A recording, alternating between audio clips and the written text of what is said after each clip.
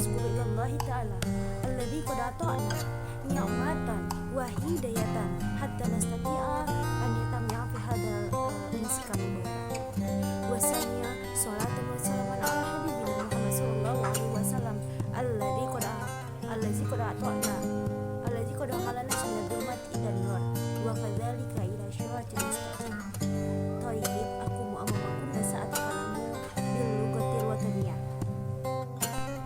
Pada kesempatan kali ini izinkan saya untuk sedikit berceramah dengan tema cinta dan pacaran yang sedang semaraknya di era milenial ini. Sebab kita sudah hidup di dunia yang serba modern ini, yang kalau punya pacar artinya nggak gaul, nggak keren, dan sebagainya ya. Hadirin hadirat kawan-kawanku sekalian, pada masa ini banyak pemuda dan pemudi yang miris karena mereka tuh sangat erat dengan pikiran berpacaran. Muncul pemahaman bahwa tak punya pacar alias jomblo itu adalah pendidikan, bahwa muncul pemahaman kalau pemuda dan pemudi yang baik adalah pemuda dan pemudi yang punya pacar alias tidak jomblo. Kalaupun demikian, sungguh miris juga bagi saya karena saya juga tidak punya pacar alias jomblo. Namun apakah benar kalau pacar itu enak, kawan-kawan sekalian? Ada yang bilang pacaran itu enak tapi pas putus bikin mewek. Ada yang bilang pacaran itu membuat bahagia, tapi kenyataannya banyak yang galau setelah punya pacar kan. Nah, hadirin hadirat kawanku sekalian, cinta adalah pengorbanan. Tapi kalau pengorbanan mulu sih namanya penderitaan ya kan. Itu kalau kata Cak Lontong ya. Jadi agar pengorbanan kita tidak sia-sia, mari kita gunakan cinta kita untuk berkorban pada pasangan jodoh kita kelak. Yes.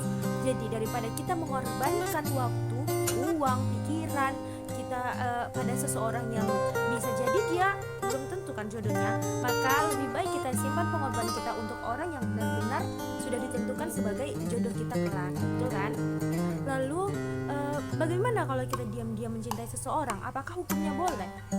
Kawan-kawan sekalian, cinta itu tak bisa dipaksakan, datang tak diundang, pergi tak diantar. Tapi yang harus kita tahu adalah cinta itu harus selalu berada di dalam hati, tak perlu diungkapkan.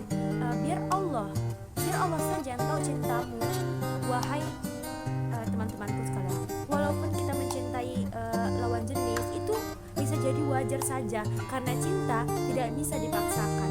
Namun jangan sampai cinta kita mendatangkan mudarat berupa zina yang merupakan dosa besar dalam hadis yang telah disebutkan. Barang siapa beriman kepada Allah dan hari akhir, maka janganlah berkhawatir atau berhalwat atau berduaan dengan seorang wanita atau laki-laki yang tanpa disertai mahramnya, karena sesungguhnya yang ketiga itu adalah setan. Hadis riwayat Ahmad. Jadi kawan-kawanku sekalian, kita sebagai muslim yang baik harus selalu menjaga diri dari pengaruh setan dengan menjaga pandangan dan diri kita dari hal-hal yang diharamkan. Kalaupun cinta, maka munajatlah semoga Allah menjadikan dia jodoh kita, gitu kan, bukan jodoh orang lain, begitu. Kita boleh berekspektasi, kita boleh mengharapkan itu kepada Allah, ya hanya kepada Allah. Hadirin hadirat kawanku sekalian, lebih baik jomblo kalau jomblo dekat Allah, karena pacaran percuma kalau hanya menjauhkan kita dari Allah.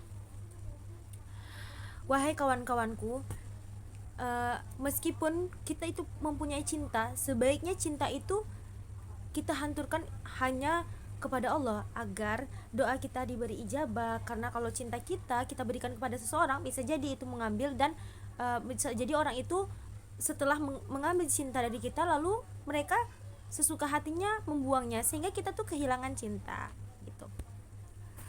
Kemudian para jomblo yang dimuliakan Allah, Masya Allah, mending enak ya dari jadi jomblo. Jomblo itu free, jadi jomblo itu banyak teman. Soalnya ketika nembak cewek, si cewek bilang gini, maaf ya kita temanan dulu aja, jadi nambah teman kan.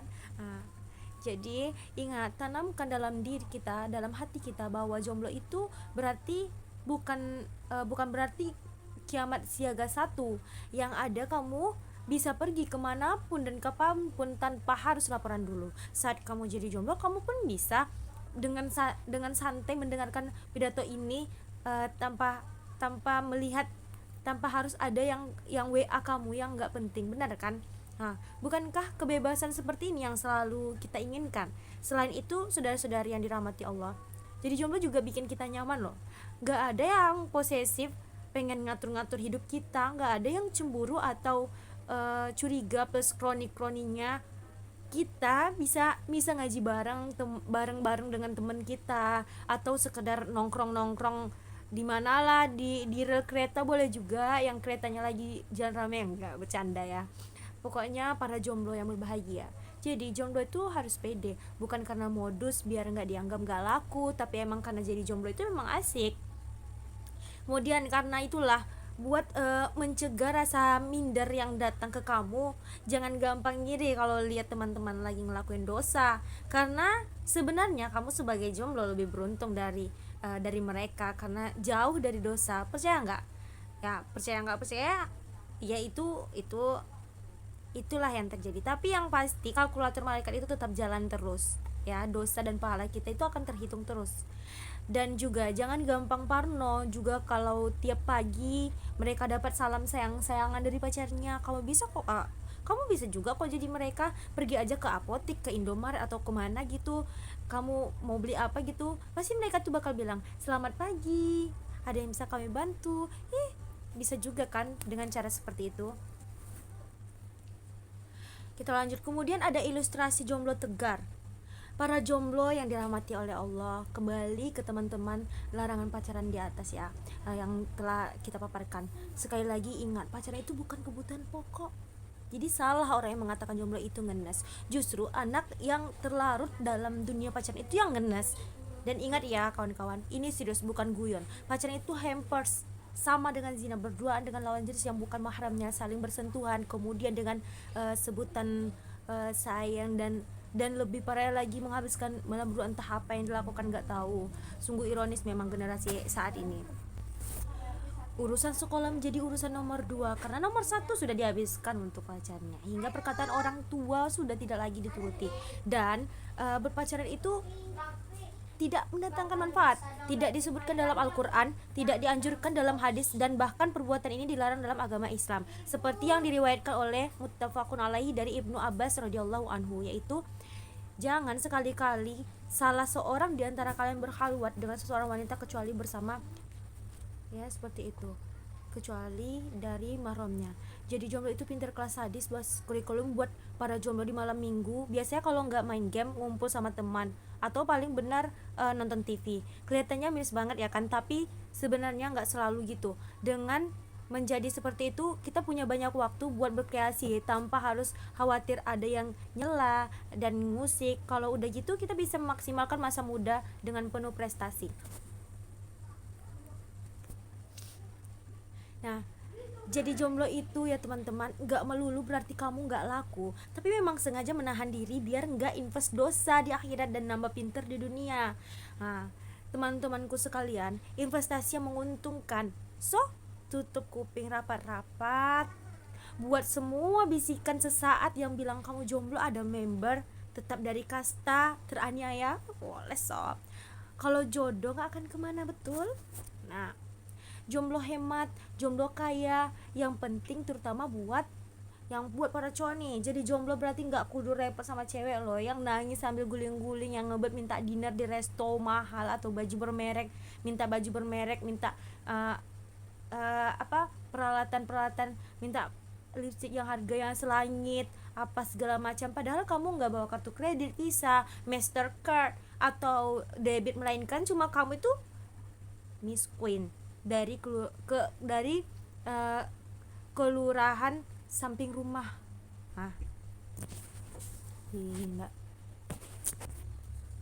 Nah, bayangin saudara-saudara, gimana repotnya kalau kita kudu ngadepin situasi yang kayak begini kan. Terus juga ada istilah jomblo yang kadaluarsa. Nah, kalau yang satu ini tuh kudu dihindarin, harus dihindarin. Ya enggak sih sebenarnya. Jadi jomblo emang asik, tapi juga nggak boleh kelamaan alias terlalu kadaluarsa, karena fitrah manusia itu emang harus nikah. Tapi buat yang sakral satu ini, kita harus pintar nentuin waktu dan saat yang tepat, terus sama orang yang tepat juga kan. Tapi caranya juga harus pas, lewat ta'aruf, terus nikah. Jadi nggak sekedar umbar nafsu nggak jelas sama sembarang orang.